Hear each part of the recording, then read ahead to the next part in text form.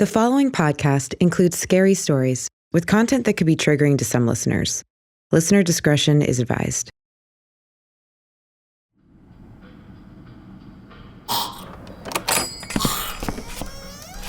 Oh. Hello, you. Just in time for the big show. Malachi here has been attempting to hack up this hairball all day. It's been positively thrilling, as you can imagine. Malachi and the Void were just playing fetch, which is annoying enough as it is, and then Malachi he started retching everywhere. Listen. Just listen. Listen to what I've been putting up with all day. Listen to this. Will you listen? Ugh, makes me sick. No, not over there, Malachi. Those are my crystals. Don't hack on my crystals. How many times do I have to tell you? I just aligned them. It took me like an hour. Well, I'm sure you would want to watch and listen to something a little bit more scary and a little less hairy than all this. So I'm going to put a little tape on for you. Here we go. Dig in to this.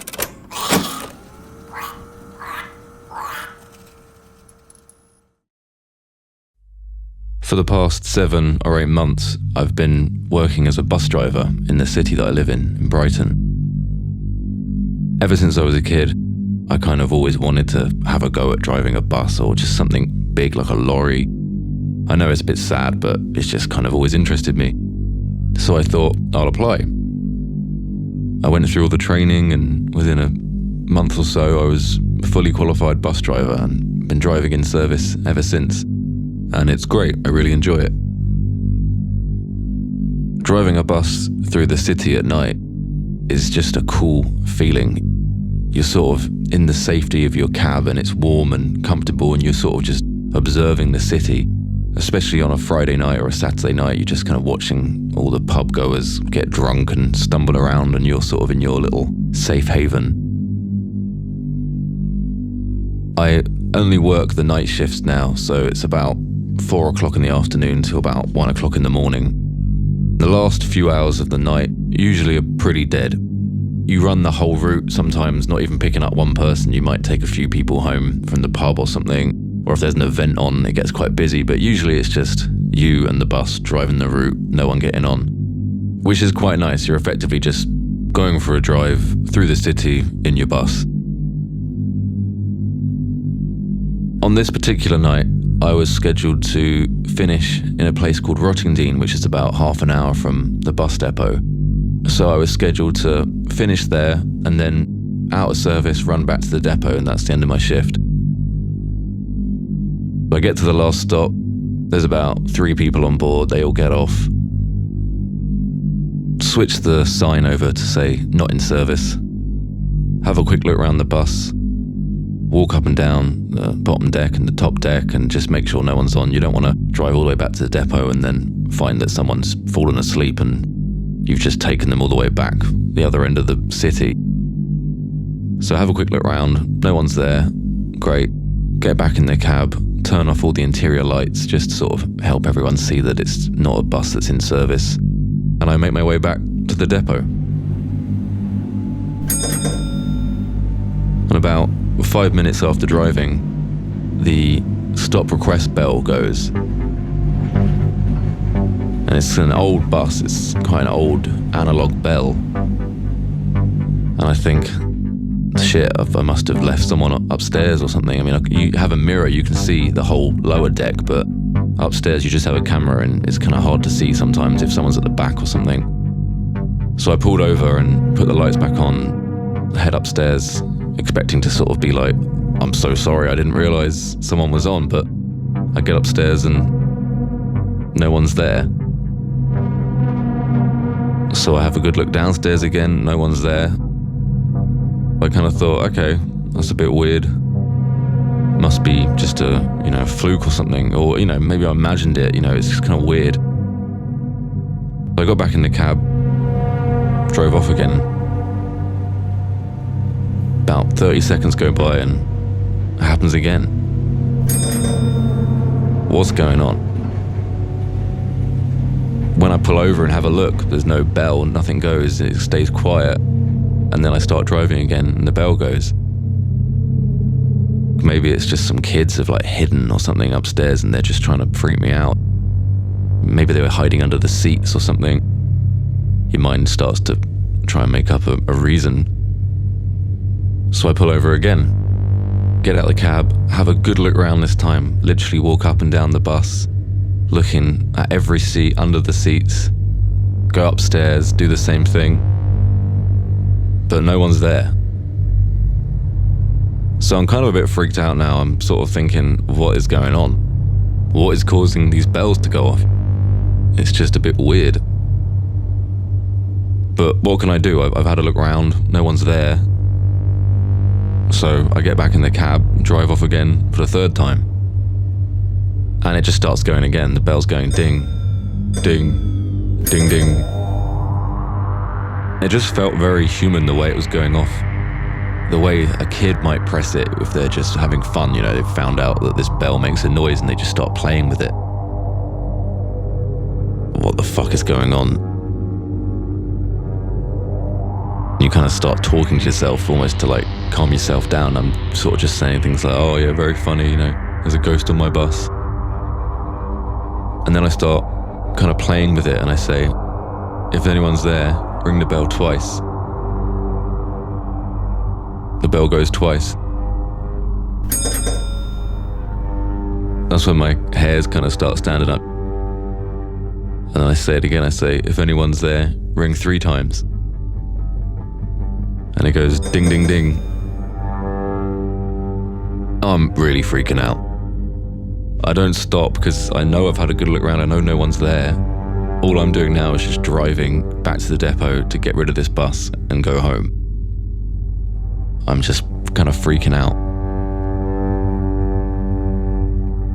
And then it stops for a bit. About 10 minutes go by with nothing. All of a sudden, simultaneously, the lights in the bus come on and the bell starts going crazy this time. Repeatedly being pressed over and over again, like someone's just going mad on that button, just pressing it harder and harder and faster. And I'm just freaking out. I'm trying to get back. I'm not going to stop again. There's no point. I just think I need to get back. Like, this is just stupid.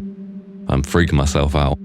Looking in the mirror, half expecting to see someone or something, just because I'm in that state of mind where you're scared. But then it stops. Get back to the depot and kind of make a joke to all the marshals saying, oh, this bus is haunted, by the way. The bell's been going off on its own. They just want to clean the bus up and get it parked up for the night. They don't really care. But the thing we have with all the buses is they all have a name on the front of them. Typically, it's someone that's important to the city, important to the company, or important to buses in general. I took note of the name on the front of this one. It was Magnus Volks. Okay, I'm going to Google that name just to see what's going on there. Who is this guy?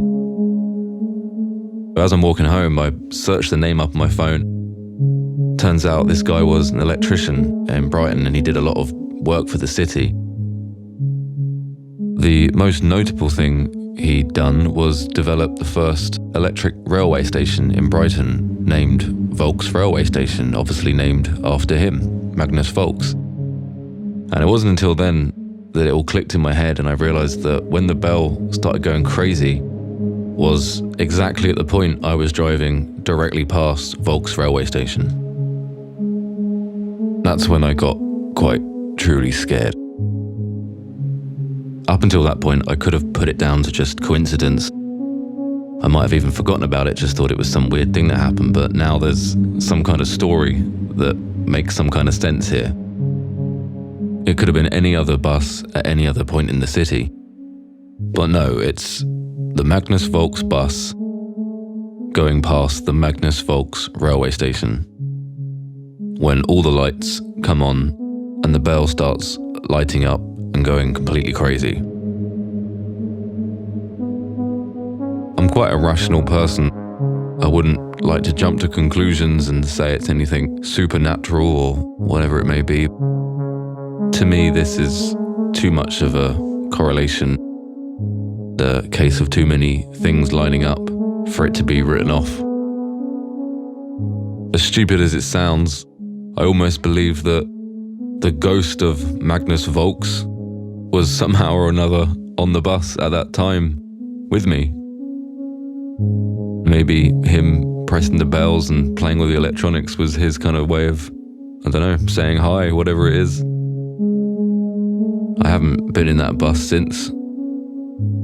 Next time I happen to be in it, maybe I'll just pay close attention when I'm driving past that railway station.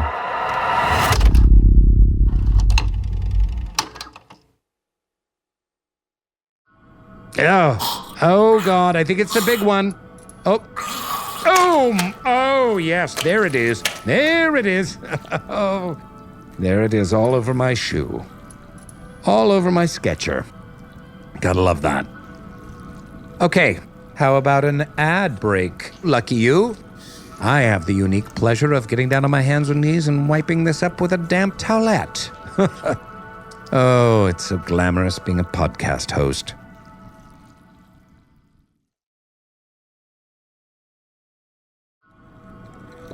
All right, so there's been a development.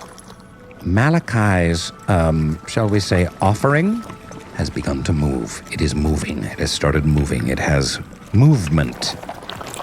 Oh, look, it's revolting. It's like the blob. It actually looks kind of like a blobfish. Have you ever seen those pictures floating around the internet? Blobfish, slimy little guys with that little coy smile. They're kind of cute. I wonder if you can get a pet blobfish. Oh, look at me now, getting all attached. Trauma bonding. Okay, I'm going to clean up this little moving blob. And how about you? You, lucky you, get to watch another tape. Roll the tape.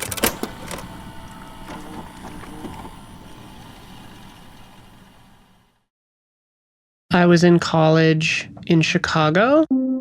I had to take an elective. A friend of mine, who was also my roommate at the time, had taken this archaeology class. He had loved it. The teacher was really cool, really laid back, and a good teacher. And so he recommended that to me, and so I took that. This archaeology course was offering a study abroad, and it was in the Bahamas. It took place on an island called San Salvador, which is very small, I think 13 miles long, 1 or 2 miles wide, has maybe 900 people on it. We were staying in a converted naval base. We were shown around by this local woman who lived near there. She was giving us kind of the tour. She was like, okay, here's where you will sleep, here's where they will sleep, here's the showers, here's where you can hang up your laundry, this is the rec room. If you see a Lacayan, put salt around the door so they can't get in. She just kind of threw that in. The Lacayans were the original native people to the Bahamas, the first people that Columbus encountered. Unsurprisingly, the lore is that their spirits are not very happy. If you see a Lacayan spirit, put salt around the door to protect yourself. The year before I went, my roommate at the time had gone. That year it was just him, 2 professors, and the TA, the teacher's assistant. The site that we were working on was called Polly Hill, and it was a plantation. The TA, the 2 professors, and my former roommate were all spread out in different corners of the plantation. The TA was by herself in Building 4, the one that turned out to be a residence. She said that she could hear buckets of water because the well was up near there, and she said she felt like she was being watched in that building. She said it got so acute that she finally said, I'm just cleaning up. And then she stopped having that feeling. The TA was somewhere else by herself. My roommate told me he heard screaming. And so he, hacking with a machete, gets there and the TA is balled up and screaming. Just beside herself, lost. It felt like she wasn't present. She couldn't tell where she was or whatever for a while. He had to like shake her for a while to get her to come back. Once she was calmed down and back in control of herself, he asked what happened, what was going on. She said that she had been working in that area, felt like she had been being watched, suddenly started to see people, ghosts of the enslaved people from this plantation from years and years before, and they had been standing around her in a circle. They kept pointing at her and saying, "One of her, one of her, one of her," over and over like that. That's when she started screaming. My roommate said that he and the TA started calling that area the witching hole.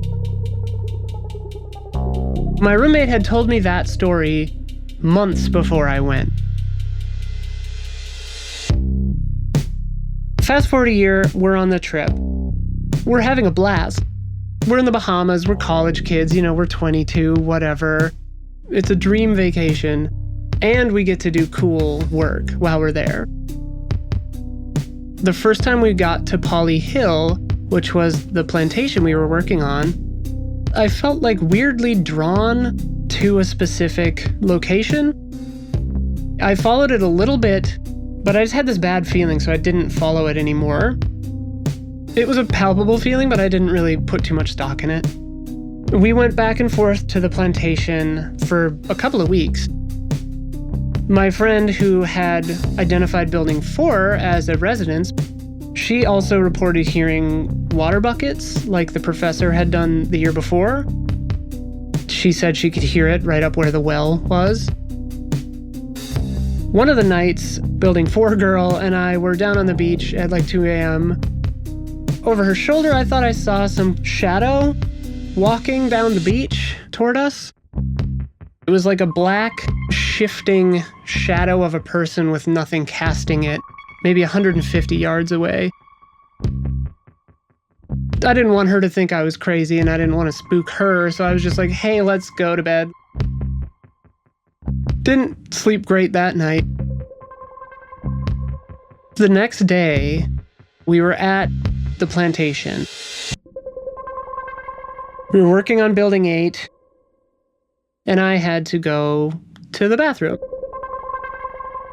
I took my machete, like you do, hacked my way downhill.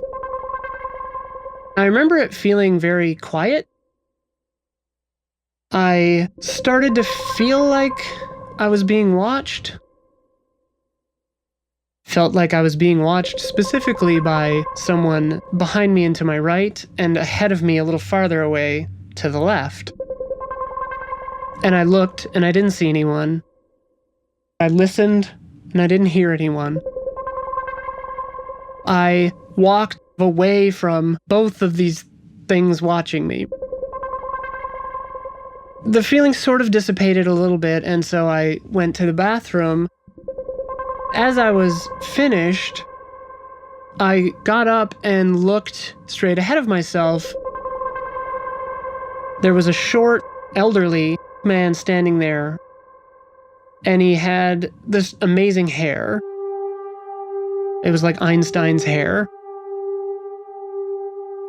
I kind of just stared at him for a while, and he just stared at me. I felt that weird pull again to that location. This time it was downhill and to the left. I had this distinct impression that the man did not want me to go down there. After I don't know how long of staring at each other, I just said, "Hi, we're just here to help. We're trying to figure out what happened here." And then he nodded. I blinked and they were gone. Ran as best I could back to Building 8. The TA was there. She said, "Oh my God, are you okay?" I just saw something. It was this short old man. And then she cut me off with Einstein hair. Yeah. I've seen him too. Where were you? And I told her, and she goes, "Oh, that's the witching hole." Saying the detail of the man I had seen the exact way I would have phrased it before I said it, I don't know how to explain that. You just made this real. What I think maybe is going on is that there are spirits there, and some of them are mad and some of them aren't. I happened to be lucky and meet the nice ones, and the TA wasn't. I'm not a religious person. I don't believe in an afterlife. I do think probably there are scientific things that we don't understand, and I think maybe consciousness might leave an imprint or something. I think there's probably an explanation for everything, we just don't know it. Prior to this happening, I was, I think, dabbling in an open mind about tarot and psychic powers and spirits and stuff like that, and I think instead of opening my mind to the possibilities, this kind of closed my mind from wanting to know more. It kind of scared me from looking into it any further. I think for some people, this experience would have driven them into ghost hunting, or I'm gonna go to the old asylum or the old hospital and look for spirits, you know? I know it's real, it's happened to me once before and I can find it again. For me, I was like, that's good, that's enough. I still feel a desire to go back to San Salvador and go back to Polly Hill and check it out. I feel very curious. I want to know what was down there. But I also equally know that it's bad.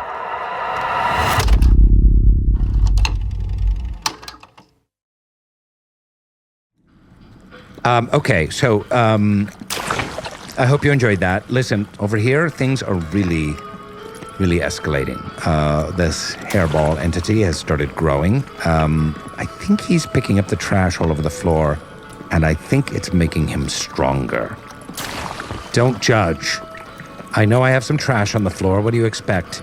You know, I'm a professional, but I'm also the keeper of a cat, a void, a terrifying demon child. I've got my hands full over here at Radio Rental. Anyway, ads time. Oh, look at this. It's my turn to do an ad. Okay.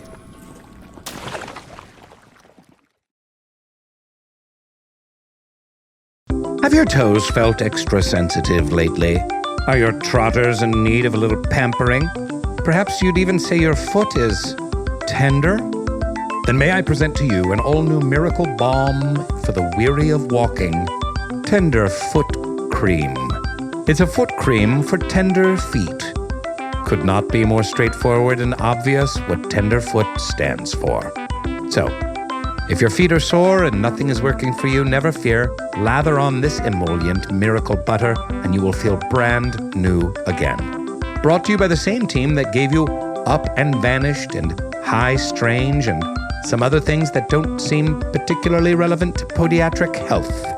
Tenderfoot Cream is 5 stars. Excellent. Would recommend. Need it. Gotta have it. And for a limited time, Tenderfoot Cream is 11% off of its retail price. So run, don't walk to scoop up this deal. Unless you can't run because your feet are too sore. And in that case, hobble quickly over. Put on your Uggs. Something Tenderfoot Cream. Exactly what you'd expect the name to mean. That's Tenderfoot Cream. Tenderfoot. Tenderfoot Cream for tender feet. Not like Tinderfoot. That's a dating app for foot fetishists. Tenderfoot. It's fun to say. You know what? Now that I watch him, I might keep this blob around. Maybe he'll act as some kind of supernatural Roomba.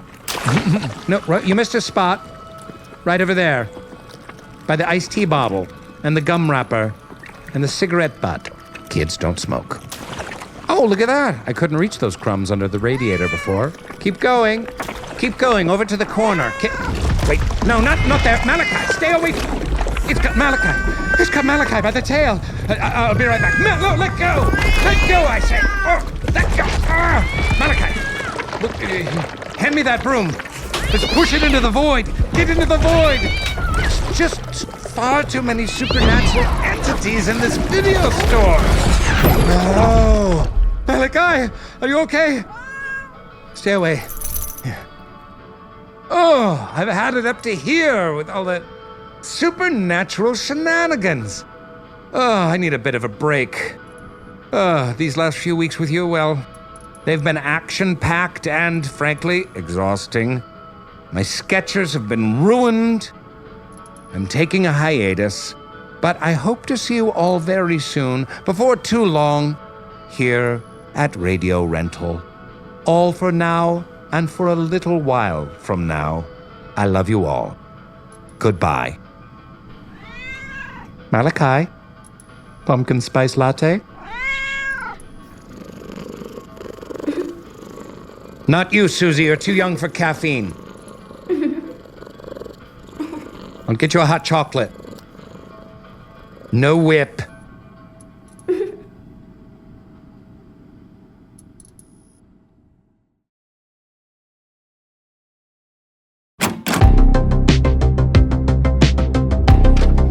Radio Rental is created by Payne Lindsay and brought to you by Tenderfoot TV. Lead producer is Eric Quintana. Executive producers are Payne Lindsay and Donald Albright. Hosted by Rainn Wilson as his character, Terry Carnation. Written and produced by Meredith Stedman. Supervising producer is Tracy Kaplan. Associate producer is Jaja Muhammad. Editing by Eric Quintana, Mike Rooney, Sean Nerney, and Sydney Evans. Additional writing by Mark Lachlan. Sound design, mix, and master by Cooper Skinner. Additional sound design and mixing by Devin Johnson. Original score by Makeup and Vanity Set. Video editing by Dylan Harrington. Cover artwork by Trevor Eiler and Rob Sheridan. Special thanks to Oren Rosenbaum and the team at UTA, the Nord Group, Station 16, Beck Media and Marketing, and the team at Cadence 13. If you have a radio rental story that you'd like to share, please email us at yourscarystory@gmail.com or contact us via the form on our website, radiorentalusa.com. Follow us on Instagram and Twitter at Radio Rental. You can also follow the illustrious Terry Carnation on social media. Just search at Terry Carnation. On behalf of the Radio Rental store, we'd love it if you'd subscribe, rate, and review. Thanks for listening.